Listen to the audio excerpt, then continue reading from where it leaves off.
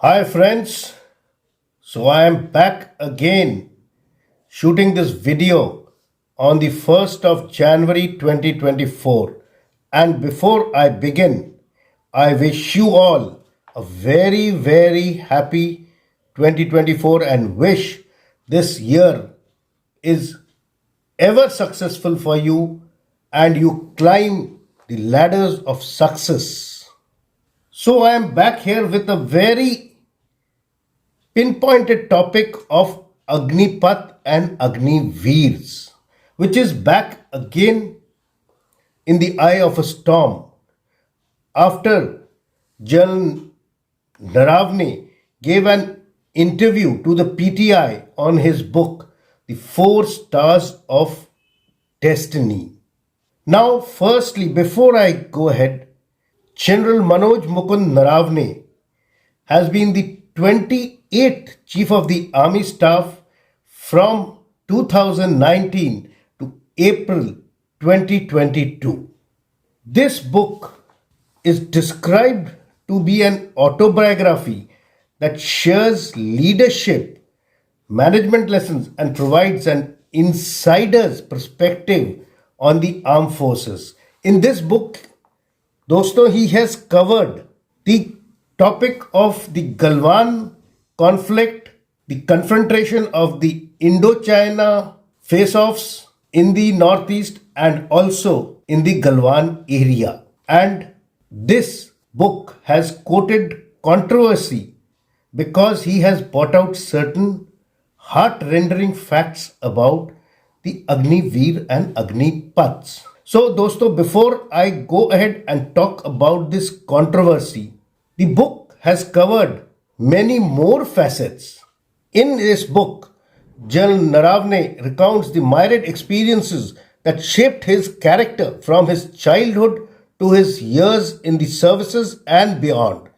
From his encounter with the Chinese as a young officer in Sikkim to dealing with them in Galwan, when he was the chief, from daily incidents of firing across the line of control to implementing a ceasefire with Pakistan. Jan Naravne takes us through his distinguished career spanning over 4 decades that saw him serve in all corners of the country. This is a specialist take on the things that our forces are made unique, particularly those that deal with strategy and tactics and conduct of operations. That is the ration d'etre of the army and is the stronghold of the armed forces. In the book, the journal shares his lessons and management techniques with universal acceptability and gives us an insider's perspective on what else needs to be done to make the armed forces a more potent instrument of national power so that we can safeguard the borders with more effectiveness. Ready to meet the challenges of the 21st century, General Naravne's life and career illustrate the strength and resilience required to overcome adversity and the importance of family and work-life balance, something that has lost the focus in the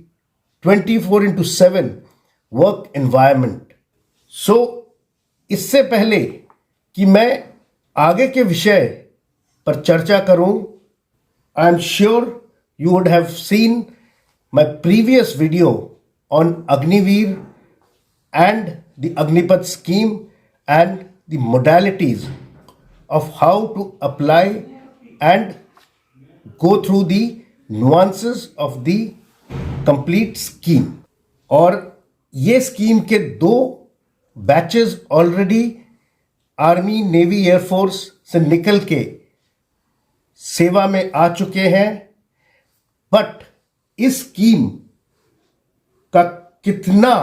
implementation और फायदा होगा ये तो समय ही बता पाएगा, क्योंकि presently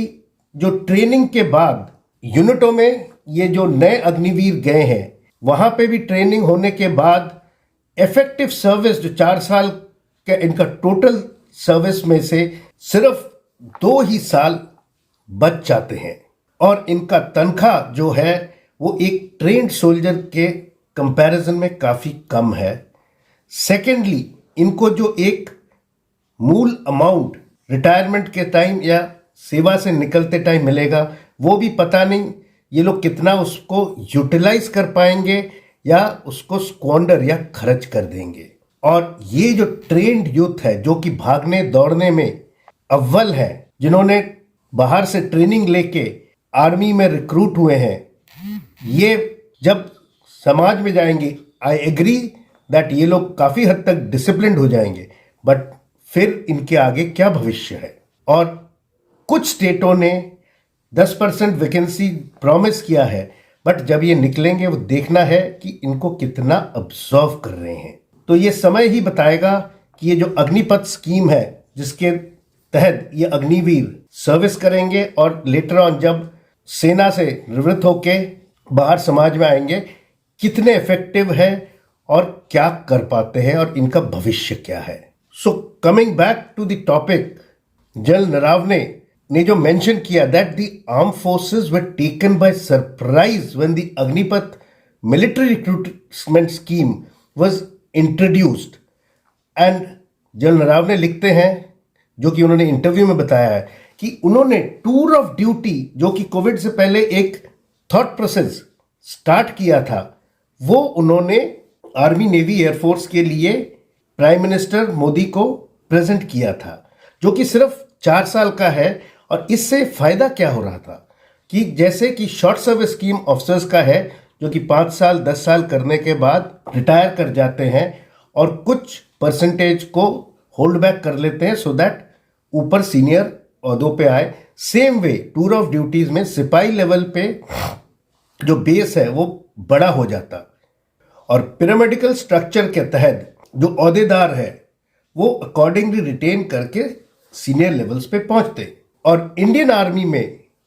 जो सजेस्ट किया है वो है 75% ऑफ द पर्सनल को रिक्रूट किया जाएगा, बट उसके बाद कोविड के होने के कारण 3 साल तक कोई भी रिक्रूटमेंट नहीं हुआ है, चाहे आर्मी हो, नेवी हो या एयरफोर्स। और अचानक जून 2022 में जनरल नरावने के रिटायर करने के बाद अग्निपथ स्कीम रोल आउट कर दिया गया with a recruited time period of 4 years and a pay scale of 30,000 rupees and with only 25% retention, saying that समाज को डिसिप्लिन्ड मैन पावर मिल जाएगा और आर्मी को लोअर लेवल्स पे यंग आर्मी के तहत सिपाही लेवल पे वर्किंग हैंड्स मिलेंगे। So in his book which is likely to hit the stands in February next month, Naravane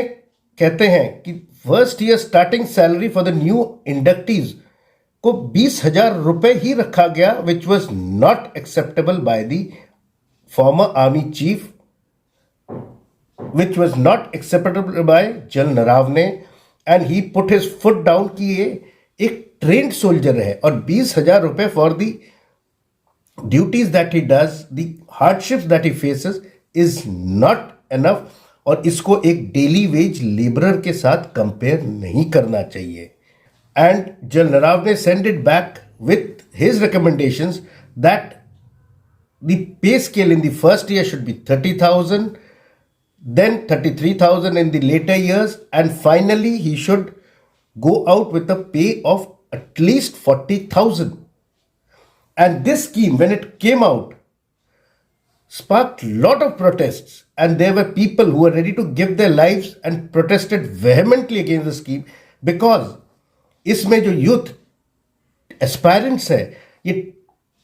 कड़ी मेहनत के बाद आर्मी में एक गवर्नमेंट जॉब और देश की सेवा करने के लिए आ रहे, सिर्फ 4 साल के लिए, जो कि एक्सेप्टेड नहीं था। और सेकेंडली इससे एक और बहुत बड़ा घाटा हुआ है कि नेपाल ने गुरखाज का रिक्रूटमेंट बंद कर दिया है और अभी तक कोई उस पर डिसीजन नहीं हुआ है। सो जो ब्रेव गुरखाली सोल्जर्स है वो अभी इंडियन आर्मी में रिक्रूट होना बंद हो रखा है। Then the former army chief reveals that all the 3 forces were taken by surprise by the new formulation of the scheme, and he writes in his book that the army was taken by surprise by this turn of events, but for the Navy and the Air Force, it was a bolt out of the blue. इनको चौंका देने वाला खबर मिला because the whole project had only been formalized for army, but इसको navy और air force पे भी थोप दिया है, क्योंकि ये जो अग्निवीर्स आएंगे ये सिर्फ बेसिक मिलिट्री ट्रेनिंग करेंगे, एंड जो स्पेशलाइज्ड इक्विपमेंट्स है इस पे ट्रेनिंग कैसे दिया जा सकता है इतने शॉर्ट पीरियड में, सीक्रेट इक्विपमेंट्स पे कैसे ट्रेनिंग दिया जा सकता है। और नेवी और एयरफोर्स का तो इक्विपमेंट भी और भी ज़्यादा आर्मी से हाईटेक है, तो ट्रेनिंग इतने शॉर्ट ड्यूरेशन में पॉसिबल ही नहीं है। So there will be a lot of gap in the work and efficient काम नहीं हो पाएगा। So general Naravane says that when he sounded the PM about the tour of duty schemes जो कि इनिशियली फॉर्मुलाइज किया गया था on the lines of short service, जैसे कि मैंने बताया है, जनरल नरावने ने जब tour of duty scheme prime minister ji के सामने रखा, उसको फॉर्मुलाइज करने से पहले ही कोविड का लॉकडाउन हो गया है, रिक्रूटमेंट बंद हो गया, और जैसे ही कोविड हटा गलवान वाला इशू होगा जहां की हमारे 20 जवान शहीद हुए और उतने ही चाइनीज को हमने मार ढेर गिराया, और जिसमें कल संतोष बाबू कमांडिंग ऑफिसर शहीद हुए। सो इन सब इवेंट्स के चलते ये पूरा स्कीम ठंडे बस्ते में पड़ गया, और जब ये वापस सामने आया तो it was in the form of the Agnipath scheme. उसमें तनख्वाह कम, रिक्रूटमेंट कम, और then the terms of service भी कम, जो कि एक्सेप्टेबल नहीं था। And then general Bipin Rawat CDS बने भारत के, और department of military affairs create हुआ, और जो कि ट्राई सर्विस था, तो ये उनके रिस्पॉन्सिबिलिटी में आ गया। तो डिपार्टमेंट ऑफ मिलिट्री अफेयर्स ने एक बीच का रास्ता निकाला कि 50% को 5 साल के बाद रखा जाएगा और 50 को रिटायर कर दिया जाएगा, जो कि गवर्नमेंट को एक्सेप्टेबल नहीं था। और एक फुल मीटिंग बिठाया गया जिसमें कि पैनल में प्राइम मिनिस्टर के प्रिंसिपल सेक्रेटरी थे, होम मिनिस्टर्स थे, डिफेंस एंड फाइनेंस मिनिस्टर्स थे, NSA was there, all the service chiefs were there, and then a plan was formulated and via media taken in that 4 साल होगा, 25% को retain किया जाएगा, 75% को रिटायर कराएंगे, और तनख्वाह का एक स्केल कर दिया 30,000 ऑनवर्ड, स्टिल 40,000, और एक मेजर ग्रेचिया अमाउंट जो कि रिटायरमेंट के टाइम दिया जाएगा। ये सब फॉर्मुलाइज करके, और अप्रैल 2022 में जनरल नरावने रिटायर हुए, और जून 2022 में ये स्कीम को लागू कर दिया है। So we have to watch what happens to the scheme in the future and also the future of this book, because presently ये पीएमओ के पास गया है for waiting, and whether the book will be released और not, और there will be cuts to the book which may not be released but has been told by the journal in the interview. All this needs to be seen what happens in the future, and keep following us on our channel to know more about such topics, and also please give your comments so that we can include topics of your interest, and also give your critical comments to improve our lectures. So please subscribe, share and follow our channel. Jai Hind.